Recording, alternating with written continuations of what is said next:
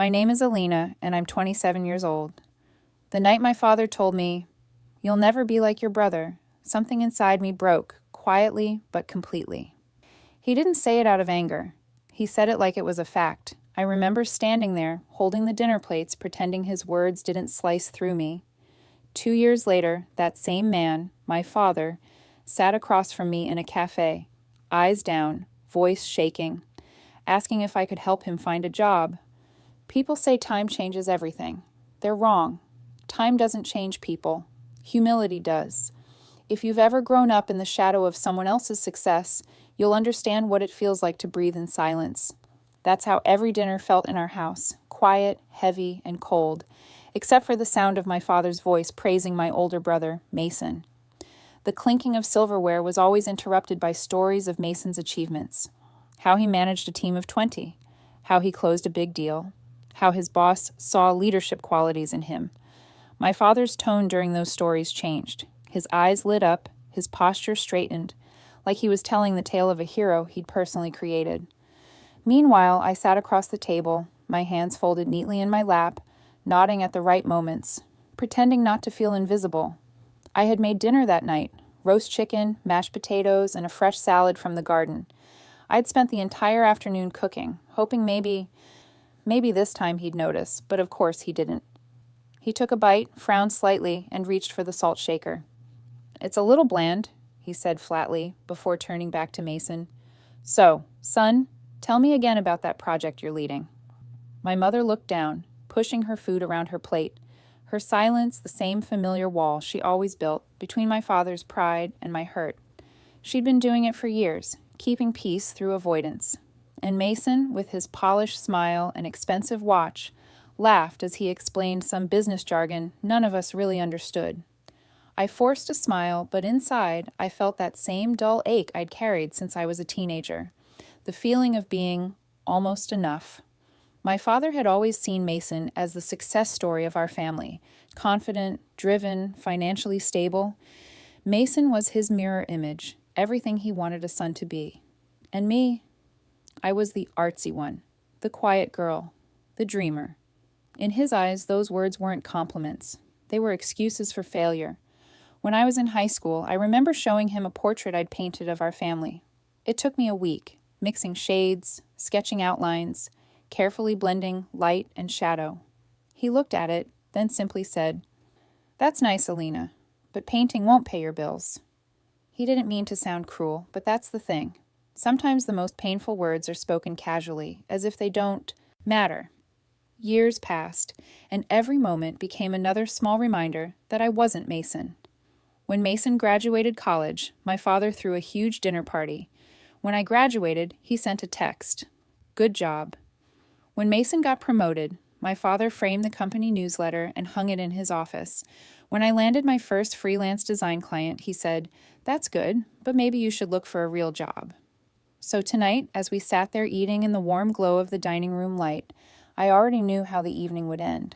Still, some part of me, a foolish, hopeful part, wanted things to be different.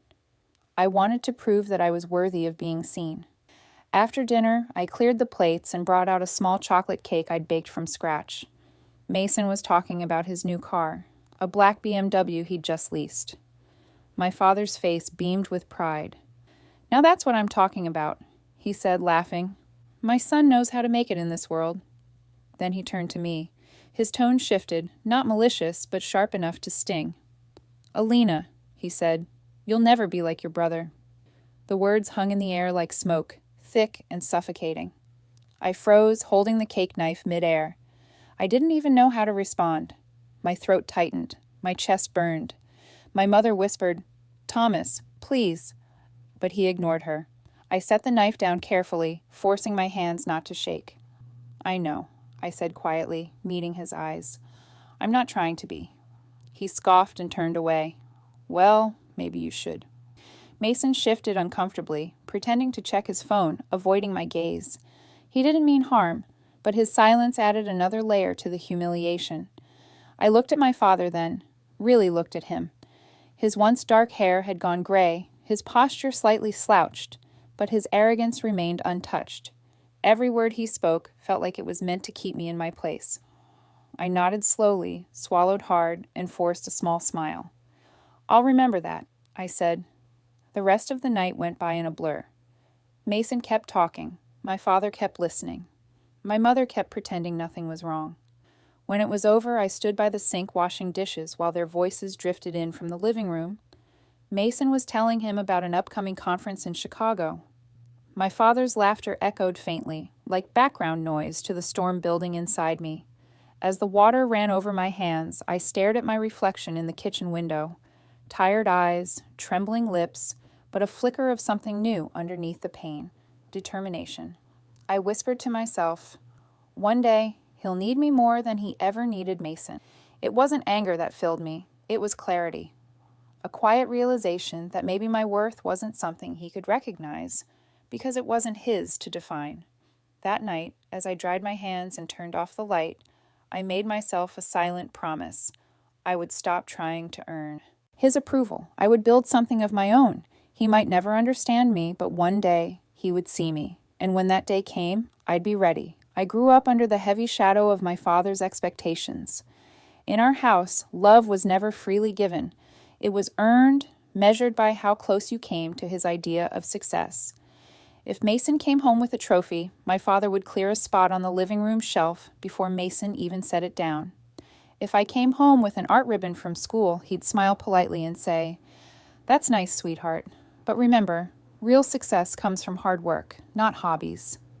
He said it so often it became a family mantra. I can still remember the Christmas morning Mason got a brand new bike, red with silver rims, exactly the one he'd circled in the catalog. I'd asked for an art set. My father said maybe next time and handed me a planner instead. "You'll need this to organize your future," he said with a wink. I pretended to love it. That's what I did best. Pretend I was fine. But my mother saw. She always saw. At night, when the house was quiet, she'd knock softly on my door and hand me a small sketchbook. "Keep drawing," she'd whisper. "Don't let anyone tell you it's not real." Her voice was like a secret passageway to hope, gentle, fragile, but strong enough to keep me going. I filled that sketchbook cover to cover. Faces, landscapes, bits of my imagination that felt like freedom.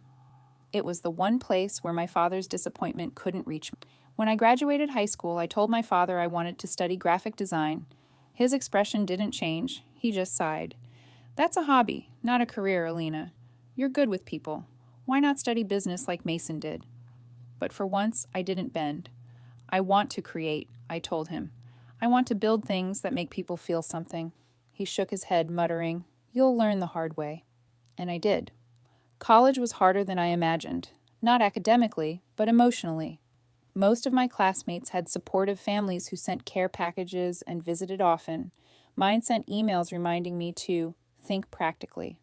Still, I loved it.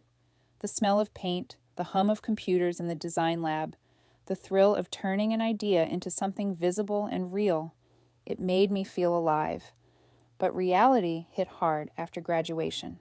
Mason got a job right away, a position at a financial firm downtown. He wore tailored suits and posted smiling photos with his coworkers. My father printed one out and taped it on the fridge. "That's what success looks like," he said proudly. Meanwhile, I was sending out resumes that went unanswered. My portfolio sat unread in inboxes. Rent came due every month, and I stretched every dollar from my part-time barista job just to stay afloat. One afternoon, after another rejection email, I sat in my tiny apartment, surrounded by half-finished sketches and crumpled coffee cups, wondering if maybe my father was right. Maybe art wasn't a career. Maybe I'd been foolish to think passion could replace practicality. Then, out of nowhere, an opportunity appeared. Small, but meaningful. A friend of a friend needed a logo for her online jewelry business. She couldn't pay much, but she said, "I trust your style." That one phrase lit something in me I hadn't felt in years. Trust. Someone saw value in what I created. I poured everything into that logo. I stayed up nights experimenting with fonts, colors, and symbols until it felt perfect. When she launched her website, it got attention. Suddenly, her friends wanted designs too. Then their friends.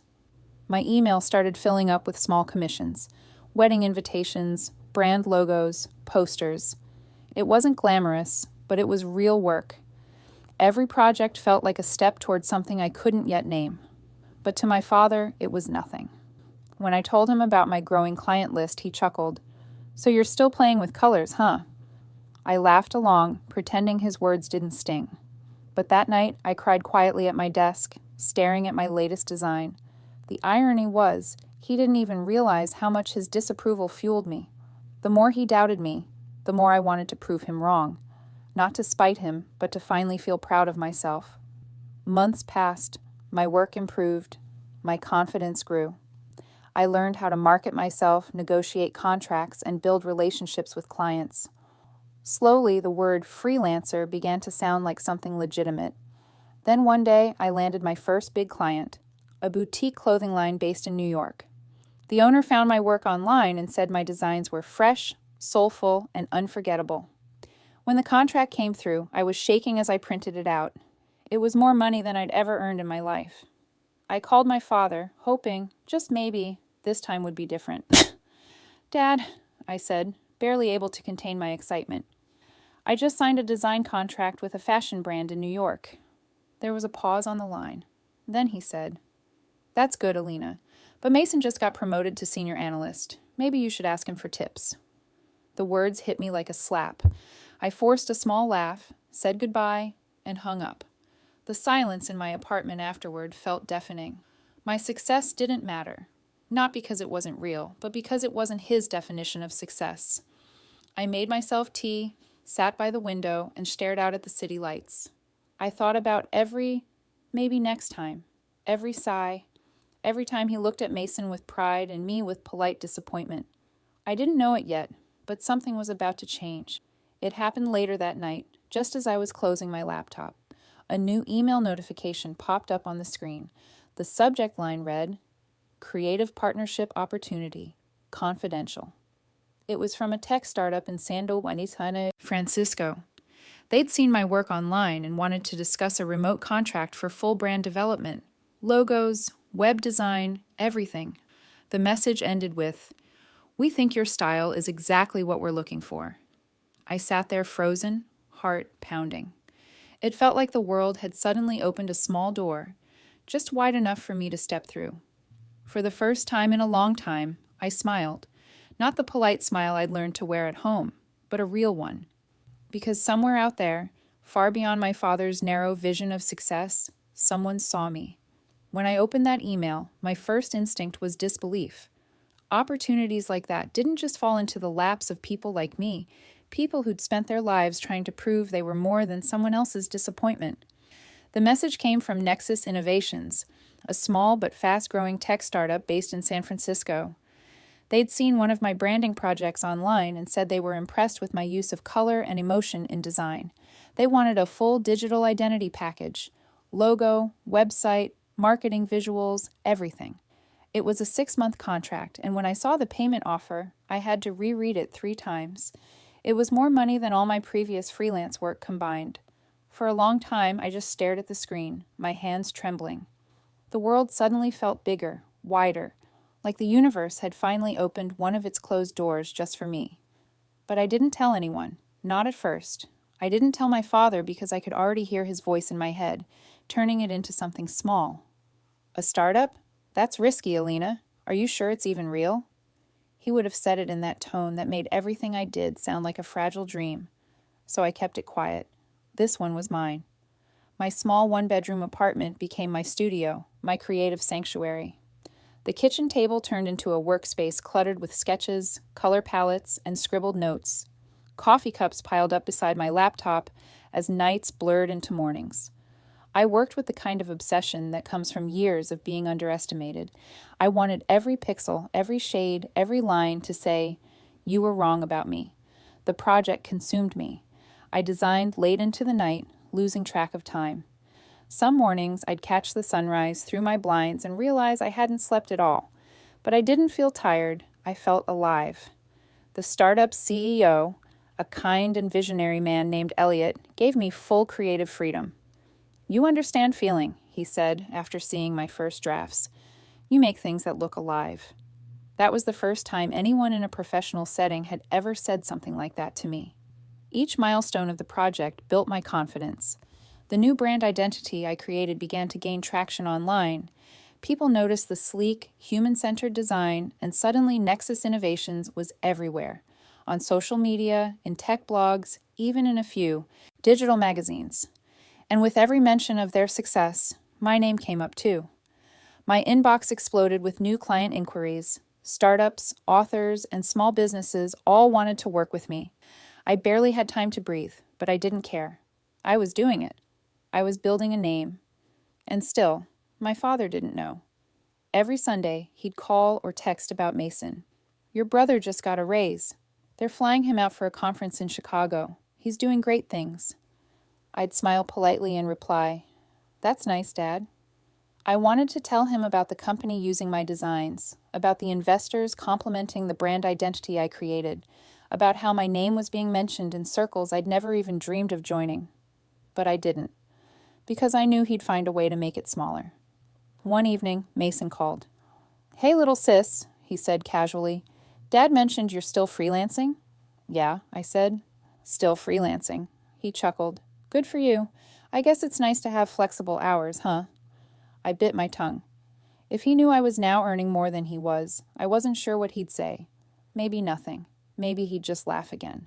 That phone call ended with me sitting on my couch, staring at the glowing city outside my window.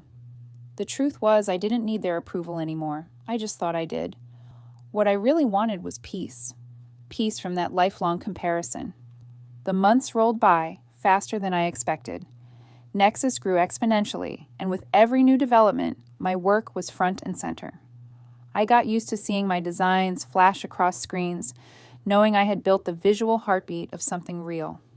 Elliot began calling me more often, not just about design, but about strategy and creative direction. He asked for my opinions in meetings. My ideas started shaping more than just visuals. They were shaping the company's identity. It felt surreal. Sometimes I'd catch myself thinking about my father's words, "You'll never be like your brother." And the funny thing was, he was right. I wasn't like Mason. I didn't want to be. I wanted to build, not climb. I wanted to create, not compete. One Friday night, after finishing a major deliverable for Nexus, I treated myself to takeout sushi and a glass of wine. My apartment was dim except for the glow of my laptop screen, showing the live metrics of the company's site. Views were skyrocketing. Mentions were everywhere. I smiled, leaning back in my chair, feeling that rare and perfect satisfaction, the kind that comes not from praise, but from knowing you've earned your place. Still, there was a quiet ache beneath it all. My success didn't feel entirely real because the one person I'd always wanted to notice still didn't see me. It was like climbing a mountain only to realize no one was watching from the valley below. But maybe that was okay. Maybe I wasn't climbing for them anymore. A few weeks later, Nexus reached a huge milestone. The launch campaign I'd designed went viral, bringing in thousands of new users. The company's investors were thrilled, and Elliot was ecstatic. That night, he called me out of the blue. "Alina," he said, his voice brimming with energy. "You're not just talented, you're essential. I've never met anyone who can capture emotion through design like you can." I felt a lump in my throat. "Thank you," I whispered, unsure what else to say. He paused for a moment. "Listen," he continued, "I've been thinking about expanding our creative team. We need leadership, someone who understands both art and vision." I smiled, assuming he wanted recommendations. "I can help you find someone." He laughed. "Actually, I already have someone in mind." I frowned, confused. "Who?" "You," he said simply. "Alina, I want you to be creative director." For a moment, everything went still. The city outside, the hum of my computer, even my heartbeat seemed to freeze. I stared at the phone in disbelief, replaying his words in my head. Creative director. That title sounded like everything I'd ever wanted, and everything my father swore I could never. Elliot was still talking, but his words blurred into static as tears filled my eyes. I wasn't crying from sadness, but from the weight of years lifting off my shoulders. I thought of my father sitting in his office surrounded by pictures of Mason and wondered what he'd say if he knew that his unambitious daughter was now leading creative vision for a company shaping the future. I smiled through the tears. Maybe someday he'd find out. When I officially accepted the position as creative director, something inside me shifted, quietly but completely. For years, I had worked in the shadows, building beauty that went unseen or unappreciated. But now, my name appeared in company announcements, email signatures, and meetings with investors. For the first time, I wasn't just a designer, I was the designer, the one leading others, mentoring younger artists, setting the tone for an entire brand. The morning I signed the contract, I remember looking at my reflection in the mirror. My hands were trembling, not from fear, but from disbelief. After all the years of being told I was too soft, too emotional, too artistic to make something real, here I was, about to lead a creative team for one of the fastest growing startups in the country. It was more than validation. It was liberation. The first few weeks were a whirlwind. Meetings filled my calendar. My inbox overflowed. But I loved it. The pace, the pressure, the sense that my vision actually mattered. My team looked to me for direction, and I realized something my father never had. Leadership wasn't about control or competition. It was about listening, inspiring, and building others up. When my paycheck came in that first month, I couldn't believe the numbers. I was earning more than Mason for the first time in my life. But I didn't tell anyone. I didn't even hint at it when my father bragged on the phone about Mason's new apartment or the expensive suits he'd bought. I just listened quietly, a small smile tugging at my lips. There was something poetic about it, the silence of success being louder than any argument. I moved into a sleek loft downtown with tall windows that let the sunlight spill in every morning. It was small but beautiful, a space that felt like me. I decorated it with art prints, plants, and pieces of my own work framed on the walls. Every detail whispered the same truth. I built this. And yet, even surrounded by proof of my independence, there was an ache that wouldn't fade. Every child, no matter how old, still wants to hear their parents say, "I'm proud of you." I waited for that call, that acknowledgement, that simple sentence that had been missing my entire life, but it never came. He never asked. He didn't ask where I was living now, or how work was going. Our conversations were brief, almost mechanical. "How are you?" "Fine." "That's good." I thought about posting a photo on social media, a picture of my new office or my team laughing during a brainstorming session. But something in me stopped. I wanted to know if he'd ask on his own, if curiosity or pride would make him reach out first. Weeks passed, then months. Nothing. It was my mother who came to visit. She stood in the middle of my loft, her eyes glistening as she looked around. "It's beautiful, Alina," she said softly, "just like you always imagined." I made her tea, and we sat by the big window overlooking the city. She asked about my work, my team, my plans for the future. She listened to every word, smiling the way only mothers do when they've known your pain longer than anyone else. Before she left, she hugged me tightly and whispered, "You've always had something special, Alina. He'll see it one day." "I know he will." I smiled, though a small part of me doubted it. My father had built his whole identity around being the one who was right. Admitting he'd misjudged me would mean unraveling decades of pride. But deep down, I hoped. Maybe someday he'd notice. That night, I sat at my desk, flipping through the latest issue of Design Scope magazine, a major industry publication I'd admired for years. When I turned the page and saw my face staring back at me, I froze. There it was, an entire feature on Nexus Innovations and its new creative direction. The headline read, "The woman behind the brand that's changing digital design." Me. I laughed out loud, part disbelief, part joy. I snapped a photo of the page and sent it to Elliot with a caption, "Look what we did." He replied instantly, "You earned every bit of it." The next day, the team surprised me with a toast. Someone had brought champagne. Someone else printed out the article and framed it for my office wall. For the first time in my professional life, I felt seen. Not through the lens of comparison, not through someone else's accomplishments, but as myself. That feeling was everything I'd been chasing for years, and yet it didn't feel like revenge. It felt like peace.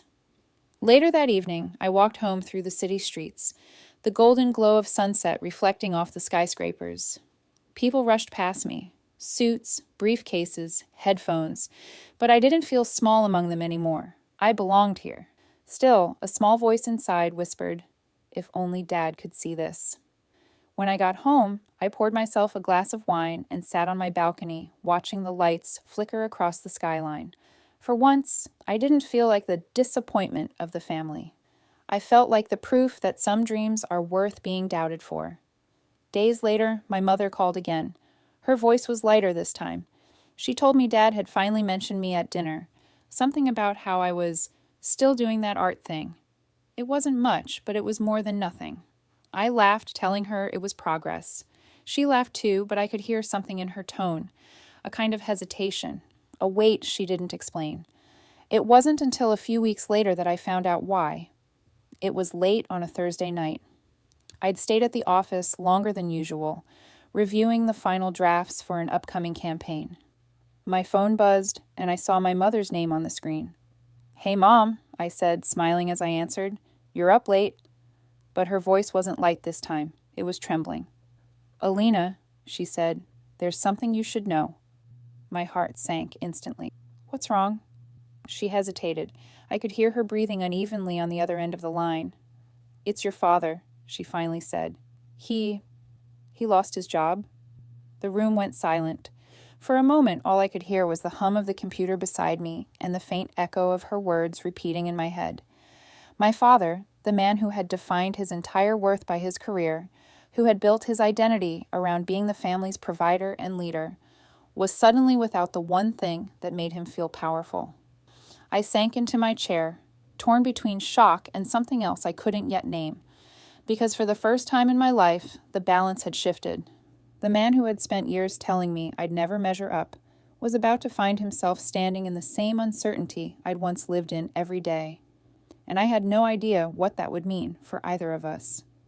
When my mother told me my father had lost his job, I sat in stunned silence for a long time. The words didn't quite fit with the man I'd always known, the man who'd worn his career like armor, who measured self-worth in promotions and salaries. For 25 years, he'd worked for the same manufacturing firm. He was loyal, punctual, and relentless. He believed loyalty guaranteed stability, but apparently the company didn't believe the same. "They're calling it restructuring," my mother said softly over the phone. "After all those years, they just let him go." I could hear the worry in her voice, but beneath it, there was something else, something like disbelief. My father had always been untouchable, or at least he thought he was. "He's not taking it well," she added. "He barely leaves the house." I nodded, even though she couldn't see me. "I'll come by this weekend." That Friday, I packed an overnight bag and made the 2-hour drive back to the house I'd grown up in. I hadn't been home in months. The familiar streets looked smaller somehow, like they'd shrunk along with my memories. When I walked through the front door, my mother was in the kitchen, stirring a pot of soup. The smell reminded me of simpler times, though I couldn't remember the last time they had felt simple. "He's in the living room," she said quietly. "He's different, Alina." I stepped inside and saw him sitting in his usual chair, the same worn leather recliner where he'd once sat, arms crossed, lecturing me about responsibility and real work. But now he just stared blankly at the TV, where a muted news anchor was talking about the economy. He looked older, smaller somehow. His hair was thinner, his eyes duller. The confident man who once filled the room with his presence now looked like a shadow of himself. "Hi, Dad," I said softly. He looked up, startled. "Alina, you're here." I nodded and offered a small smile. "Mom said you could use some company." He forced a chuckle that didn't reach his eyes. "Company, huh? That's what I've become. A charity case?" The words stung, though I could tell they weren't meant to hurt me. They were aimed at himself. His pride was bruised, his confidence fractured. I sat down across from him. "You've had a rough few weeks," I said gently. He sighed and rubbed his temples. "They said it's not personal, just business. After 25 years, not personal." He laughed bitterly. "Guess loyalty doesn't mean what it used to." My mother joined us with bowls of soup. He barely touched his. He just stared at the steam rising from the bowl as if it were mocking him. For once, dinner was quiet, but not the familiar kind of quiet. It wasn't the silence of judgment or comparison. It was the silence of loss. He avoided my eyes all evening, as though ashamed to let me see him like that. Later, I walked through the house, noticing how still everything felt. The walls seemed to echo with memories of arguments, of laughter that never quite reached me, of the years I'd spent trying to prove myself to a man who never really looked up. I peeked into my old room. The same posters still hung on the walls, faded from time. My old sketchbooks sat neatly on the shelf. My mother must have dusted them every week. As I stood there, I thought about how far I'd come since I'd last slept in that bed. And yet seeing my father broken like this didn't feel like victory. It felt hollow. The next morning Mason came by. His energy filled the room the way it always had. Loud, confident, rehearsed. "Hey, Dad," he said, slapping him on the shoulder. "How's early retirement treating you?" My father didn't laugh. Mason cleared his throat awkwardly. "Well, I'm sure you'll find something soon. A man like you. Companies would be lucky to have your experience." It sounded more like a performance than comfort. My father didn't respond. He just nodded slightly, his gaze distant. As Mason talked about his own job, I noticed a change in his tone too. He was bragging less, hesitating more. When I asked how work was going, he hesitated before saying, "It's fine, just some uncertainty. You know how the market is." The irony wasn't lost on me. For years, Mason's career had been the family's crown jewel, the shining proof that my father's methods worked. But now, even that certainty was cracking. After dinner, my father finally spoke. His voice was quiet, almost to himself. "The world's gone upside down." I looked at him for a long moment, unsure how to respond. Part of me ached for him. He had built his life around control, around being the man who had all the answers. Now, that illusion was gone. But another part of me, one I wasn't proud of, remembered every time he'd belittled me, every cutting word that had made me doubt myself. Seeing him like this didn't feel good exactly, but it felt just, like the balance of life had finally evened out. After Mason left, my mother went to bed early. I stayed up, sitting quietly in the living room, while my father watched TV in silence. At one point, he turned to me and asked, "How's your art thing going?" I smiled faintly. "It's good," I said. "Really good." He nodded, not looking at me. "That's nice." And that was it. No follow-up, no curiosity, just a wall of polite indifference he didn't yet know how to climb down from. When I left the next morning, I hugged my mother goodbye and looked at my father one last time. He was back in his chair, the light from the window cutting across his face. He looked up briefly and said, "Drive safe."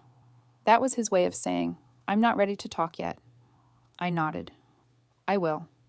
On the drive back to the city, the image of him sitting there replayed in my mind.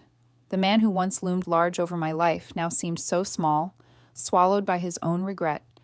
For years I had dreamed of the day he'd need me. Not out of revenge, but because I wanted him to understand that worth wasn't measured in titles or salaries. It was measured in resilience. I didn't say any of that, of course. Some lessons life teaches on its own. A week later, I was back at work, reviewing new design drafts when my phone buzzed. The screen lit up with a name I hadn't expected to see, and Dad. For a long second, I just stared at it. He rarely called me directly. Our conversations were almost always filtered through my mother. My hand hovered over the phone, heart thudding in my chest. I took a deep breath and answered. "Hello?" There was a pause, then his voice, slower, quieter than I'd ever heard it before. "Alina, I need to ask you something." When I picked up the phone, I could barely recognize his voice.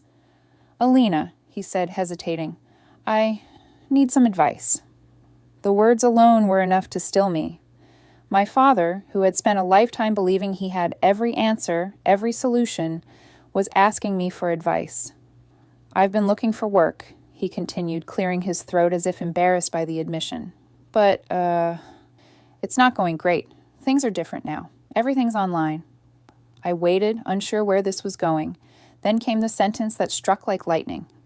"You're good with computers, right? Maybe you could help me with my resume?" For a second, I didn't say anything. I just sat there, phone pressed against my ear, the irony of it washing over me.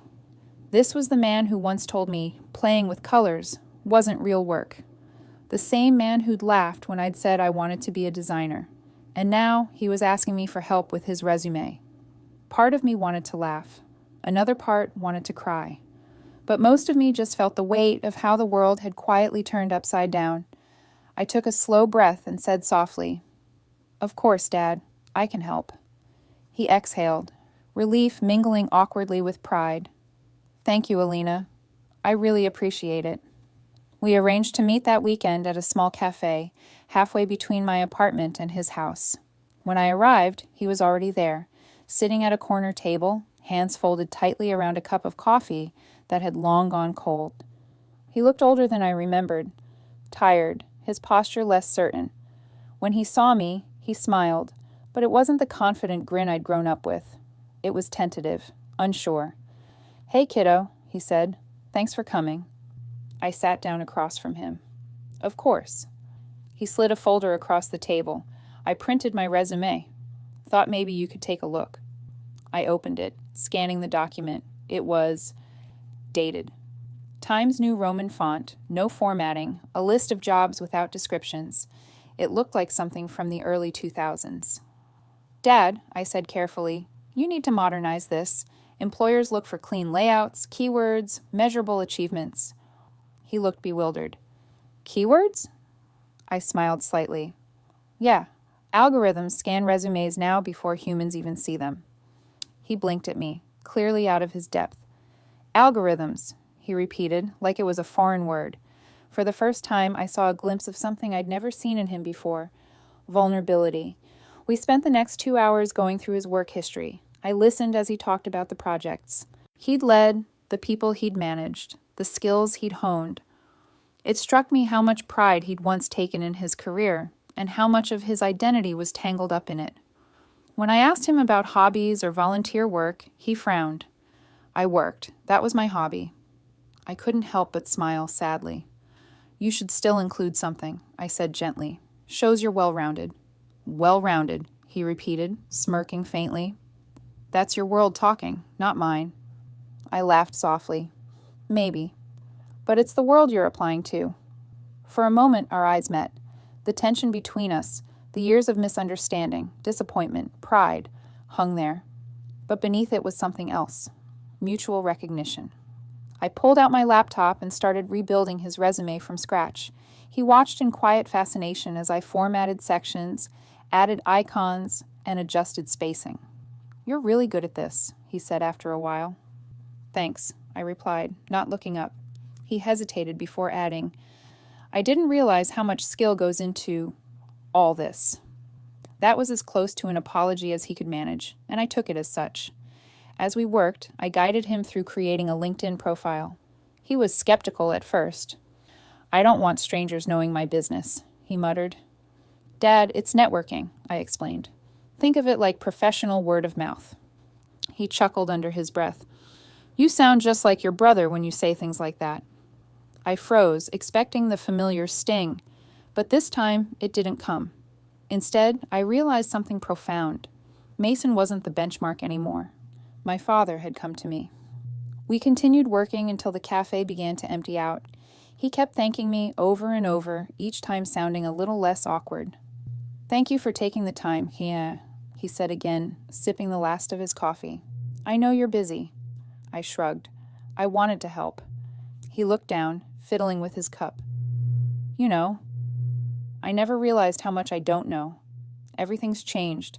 The way people find jobs, the way companies work, it's strange." "It's different," I agreed, "but not impossible." He nodded, still staring at his hands. Then, after a long pause, he asked quietly, "Do you like your job?" I looked at him, searching his face for the sarcasm that usually lingered there. But there was none, just curiosity, maybe even a hint of admiration. "I love it," I said honestly. "It challenges me, and it feels good to build things that mean something." He nodded slowly. "That's good. That's really good." For a brief moment, we sat in silence, the kind that didn't feel heavy this time. When we finally packed up, he seemed lighter. His resume looked polished, his profile complete. I printed him a copy, and he stared at it like it was a foreign artifact. "Looks professional," he said, half smiling. It is, I replied. Outside, the late afternoon sun cast long shadows on the sidewalk. As we walked toward our cars, I noticed how his shoulders weren't as square as they used to be, his steps slower. Age, humility, maybe both. He turned to me before getting in his car. Alina, he said, I mean it, thank you. You're welcome, Dad. He hesitated, glancing down at the resume folder in his hands. Then, in a voice barely above a whisper, he added, Maybe you could even find me a job. Where you work? For a moment, I forgot how to breathe. My father, the man who once said I'd never be like my brother, was now asking me for a chance at my company. I managed a small smile, my voice steady even though my heart was pounding. I'll see what I can do. He nodded, relief flashing across his face. I'd appreciate that. As he got into his car and drove away, I stood on the sidewalk, watching the taillights disappear down the street. The wind picked up, carrying with it a swirl of autumn leaves. For the first time in my life, I wasn't standing beneath his shadow anymore. He was standing in mine, and I wasn't sure if that felt like victory or something else entirely. When my father asked if I could find him a job at my company, I didn't answer right away. Part of me wanted to say yes immediately, to help, to prove I wasn't the bitter daughter he once dismissed. But another part of me hesitated. That part still remembered every word, every sigh, every time he'd looked past me like I was a shadow compared to Mason. For years, I had dreamed of the day when he'd finally see me as capable. I just never imagined it would come like this, through his desperation instead of his pride. That night, I sat by my window, watching the city lights shimmer below. The hum of traffic and the glow of street lamps usually soothed me, but my mind wouldn't rest. I kept thinking about him, how small his voice had sounded on the phone, how different his eyes had looked at that cafe. The man who once stood so tall now seemed to fold inward, like life had finally taught him humility. I didn't hate him, I wanted to, I tried to, but I couldn't, because somewhere beneath all the pain, he was still my father. And maybe this was the moment life was giving me, not for revenge, but for closure. A few days later, I checked our company's internal listings. There it was, a consultant position for an operations support role. It wasn't glamorous, it wasn't creative, but it was real, steady work, something he could do. Still, I didn't reach out right away. I needed to be sure of my reasons. Was I doing this out of compassion, or because part of me wanted to see him in my world, finally understanding what it meant to walk in my shoes? The answer, if I was honest, was both. I finally sent an email to Elliot, my boss. I might know someone for the open consultant position, I wrote carefully. He's got decades of management experience and could bring structure to the team. Elliot replied within the hour. If you vouch for him, that's good enough for me. Have him send a resume and I'll schedule an interview. My hands lingered on the keyboard before typing, he'll reach out tomorrow. When I called my father that evening, he answered on the first ring. Dad, I said, there's an opening at my company. It's not in design, it's consulting. You'd be great at it. He was silent for a beat, then asked quietly, You'd really do that for me? I smiled faintly. Of course, I'll send you the details. His voice wavered just slightly. Thank you, Alina. I don't know what to say. You don't have to say anything, I replied. Just be on time. He chuckled nervously. That I can do. The following Tuesday, he arrived at Nexus Innovations half an hour early. I spotted him through the glass doors of the lobby, standing stiffly, adjusting his tie, holding a black leather folder like it was armor. For a moment, I just watched him. He looked out of place amid the sleek modern lines and casual energy of the office. Employees in jeans and headphones walked past him, barely glancing his way. I could tell he felt it too. When I finally walked over, he straightened instantly. You look professional, he said, his eyes scanning my tailored blazer and calm composure. Thanks, I said lightly. Let's get you checked in. I led him to the conference room where Elliot and 2 team leads were waiting. I didn't stay for the interview. It wouldn't have been appropriate, but I watched from the hallway for a few moments through the glass. He sat at the table, posture firm, but voice measured. I couldn't hear what he was saying, but I could read his expression. Humility, effort, restraint. Gone was the man who always had the last word. This was someone who had learned how fragile certainty could be.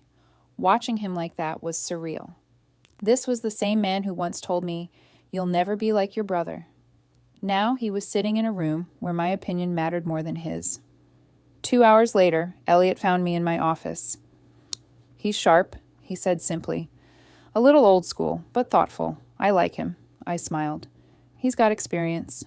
Elliot nodded. "We'll offer him a temporary position. See how he fits." When I called my father to tell him, there was a long silence on the other end. Then softly he said, "They're hiring me?" "Yes," I said. "You start Monday." He exhaled sharply, almost laughing. "Wow." "Alina, I don't know how to thank you." "You don't need to," I replied. "Just do good work." His voice thickened. "I will, I promise." That weekend I went home for dinner. My mother had cooked roast chicken again, the same meal from the night that had started it all. The smell was almost too symbolic to bear. My father sat at the head of the table, but this time the weight he once carried was gone. He looked lighter, humbled. As we ate, he asked me about my projects, my team, my new loft. For the first time in years, he listened without correcting or comparing. Mason joined us, though he was quieter than usual. His company had gone through layoffs, and he was suddenly less certain about his future. He still talked about work, but his confidence had a nervous edge to it. When he mentioned the layoffs, my father simply nodded. "Tough times everywhere," he said softly. Then turning to me, he added, "Your company must be doing well if they're still hiring." I caught the flicker of something in his expression. Admiration, maybe even respect. Dinner passed without the usual tension. My mother looked between us like she was watching a miracle unfold in slow motion. After we finished, I helped her clear the table while the men talked in the living room. When I came back, my father was standing by the window, staring out at the dark yard. He turned as I approached. "You've made something of yourself, haven't you?" he said quietly. I froze. It wasn't a question, not really. It was an acknowledgement. The words were simple, but the meaning behind them carried the weight of a lifetime. I wanted to cry. Instead, I just nodded. "I have," I said softly. He smiled, but there was sadness in it too. "Good. I'm proud of you, Alina." For a heartbeat, I couldn't speak. I had imagined hearing those words so many times, rehearsed how I'd react, how I'd feel. But the reality was so much more complicated. They didn't erase the past, they didn't undo the years of doubt, but they settled something deep inside me that had been restless for far too long. As I helped my mother with the dishes later, she leaned close and whispered, "I told you he'd see it one day." I smiled faintly. Yeah, he finally did. But even as I said it, I knew this wasn't the end of our story. It was just the first step toward something new. Something fragile and uncertain, but real.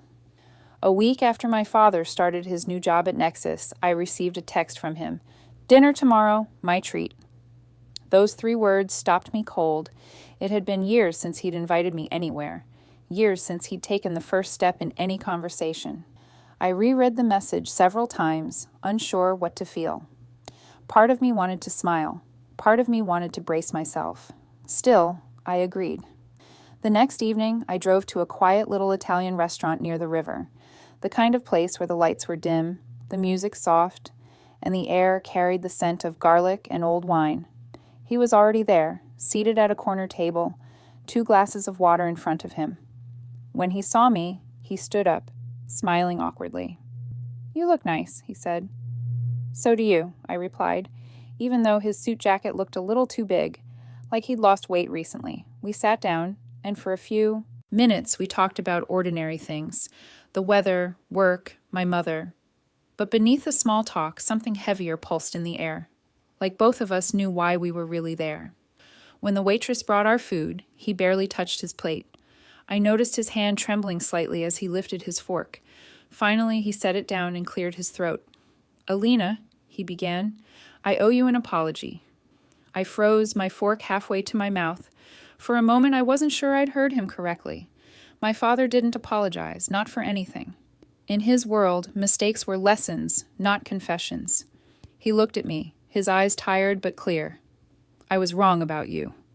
My heart thudded once, hard. He took a shaky breath. When you were younger, I thought I was doing what was best, pushing you, trying to make you stronger, more practical. But I see now that I wasn't helping you. I was hurting you.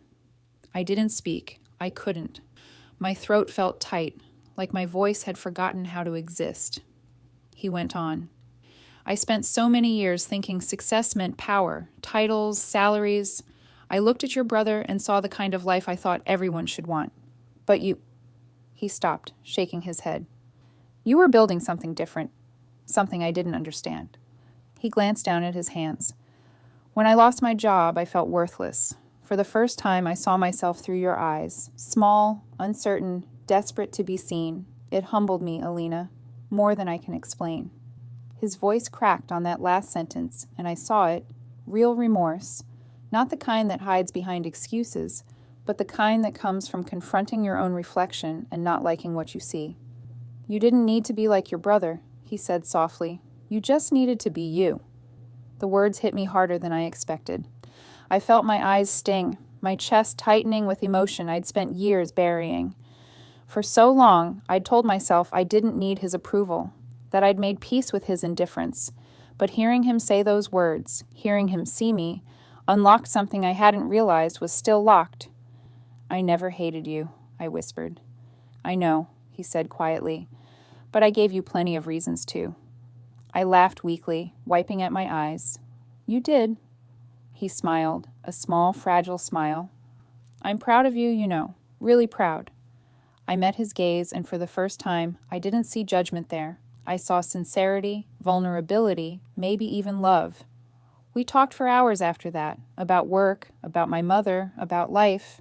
But more than that, we talked as equals. The years that had divided us seemed to dissolve into something gentler. He told me stories about his own youth, how he'd wanted to be a teacher before his father convinced him to take a real job. I realized then that the same cycle of expectation and pride had shaped him, just as it had shaped me. He hadn't known another way to love. At one point, he laughed quietly to himself. Funny, isn't it? I spent half my life trying to make you like Mason, and now Mason's asking me how to network like you. I couldn't help but grin. The world's gone upside down, huh? He nodded, chuckling. Yeah, maybe for the better. When the plates were cleared and only empty glasses remained, the restaurant had grown quiet. Soft music played from the speakers, and for a while, we just sat there in comfortable silence. Then he said it, words I never thought I'd hear. Alina, I hope one day you can forgive me. My heart stopped. There was no pride in his voice, no expectation, just quiet regret. I reached across the table, covering his hand with mine. I already have, I said softly. He looked at me, eyes glistening. You have? I nodded. I think I forgave you the day you asked me for help. You didn't have to say it. I saw it. He exhaled shakily, like he'd been holding his breath for years. Thank you, he whispered. We left the restaurant together, walking slowly toward the parking lot. The night air was crisp, the river nearby, reflecting the city lights in ripples of gold. At his car, he turned to me and smiled, the kind of smile that used to come so easily when I was little. I'm glad we talked tonight, he said. Me too, I replied. He hesitated, then added, You've grown into someone extraordinary, Alina. I don't know if I deserve to be proud of you, but I am. The tears I'd been holding back finally spilled over. You do, I whispered. You always did. We hugged then, an awkward, hesitant embrace at first, but it deepened, softened. Years of distance seemed to collapse in that single moment. When we finally pulled apart, he brushed a tear from my cheek, just like he used to when I was small. Drive safe, he said. I laughed through my tears. You too, Dad. As I watched him get into his car, something inside me settled. Not because he'd apologized, but because I'd finally seen the man beneath the pride, the human being trying, failing, and finally learning. For so long, I'd been waiting for him to say the right words. But what mattered wasn't the words. It was that he'd changed. And maybe, so had I. Months passed after that dinner, and slowly, life began to soften around the edges. My father settled into his new job at Nexus. It wasn't glamorous, but it gave him structure, purpose, something to get up for each morning. He came in early, stayed late, and treated every task, no matter how small, with care. I'd catch glimpses of him in the office sometimes, down the hall or across the cafeteria. We didn't make a show of our connection there. We didn't need to. Every nod, every quiet smile carried the unspoken understanding that the walls between us had finally come down. He smiled more often now. It wasn't the stiff, prideful smile he used to wear when Mason succeeded. It was softer, real, touched by gratitude. The world had humbled him, but it hadn't broken him, and perhaps for the first time in his life, he seemed content. My mother told me he'd started cooking again. "He tries new recipes now," she said, laughing. "They're not good, but he's happy doing it." I could hear the lightness in her voice, a kind of peace she hadn't known in years. It wasn't just my father who'd changed. It was the atmosphere of our whole family. A few weeks later, Mason came home for a visit. I arrived that same afternoon, and for the first time in decades, the house didn't feel divided. Mason hugged me, genuinely, not out of obligation. His confidence had mellowed, his arrogance replaced by something gentler, wiser. "So," he said with a grin, "you're the boss now, huh?" I laughed. "Something like that." He nodded, eyes glinting. "Dad won't stop talking about you, you know." I froze. "He talks about me?" "All the time," Mason said. "Calls you the creative genius who saved his career." He chuckled. "I think he's prouder of you than he's ever been of me." I didn't know what to say. A warmth spread through my chest, so unfamiliar it almost hurt. That evening, we all sat around the dining table, the same one where so many silent battles had been fought over the years. But it felt different now. The air was lighter, the laughter genuine. My father carved the roast chicken, and my mother poured wine, her eyes glistening when she caught mine. At one point, my father looked up from his plate and said, "You know, Alina, my new boss keeps asking who designed our branding." I told him, "My daughter, the designer." He said it so casually, but the words landed with the weight of everything we'd been through. My daughter, the designer. It wasn't a label I'd ever expected to hear from him, but hearing it now was like a balm to every old wound. My mother's hand flew to her mouth, eyes filling with tears. Mason smiled quietly, proud in his own way. And me, I just sat there, stunned, realizing how long I'd waited for that sentence. Later that night, after dinner, I helped my mother clear the table. She leaned close and whispered, "Did you hear how he said it?" I nodded, smiling softly. "I did." Her voice trembled. "He means it, Alina. He finally sees you." I glanced back at him, laughing with Mason in the living room. "Yeah," I said. "He does." In that moment, I realized something profound. Forgiveness doesn't mean forgetting. It means freedom. It meant freeing myself from the constant need to prove, to compare, to earn love through achievement. It meant understanding that my father's cruelty hadn't been about me. It had been about him, his fear, his insecurity, his need to control a world that had always felt unpredictable. He hadn't been protecting his pride. He'd been protecting his fear of failure, and once I saw that, I could let go of the resentment that had shadowed me for years. In the weeks that followed, we fell into a new rhythm.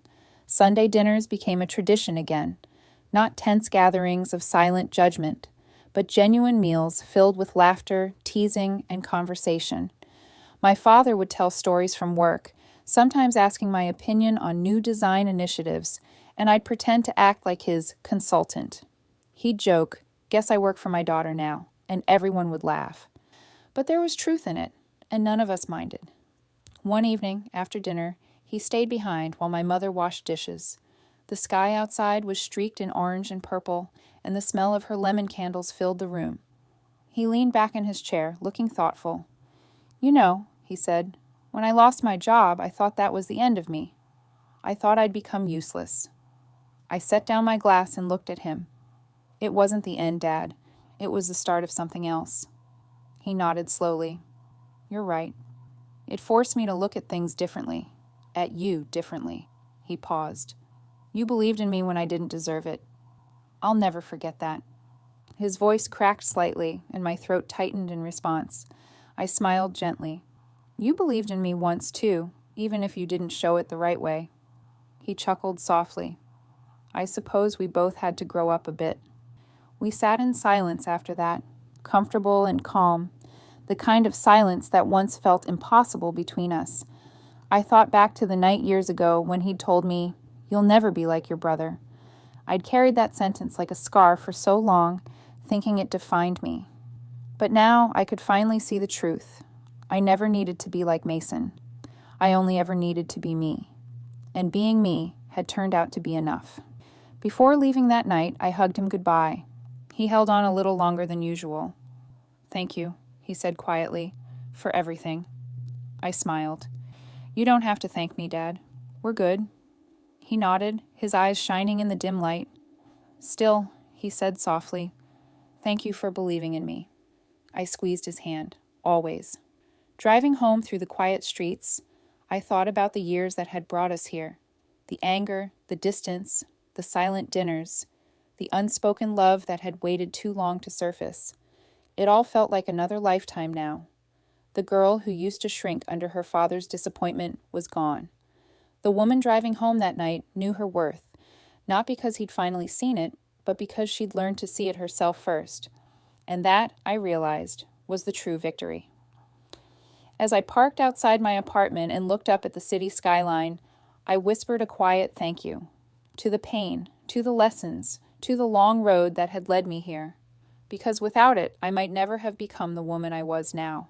Strong, free, whole, and loved, not for what I achieved, but for who I was. For the first time I realized I'd become the person I always needed him to see. Life has a way of teaching us lessons no classroom ever could. My father's words once broke me, but they also built the strength he never saw.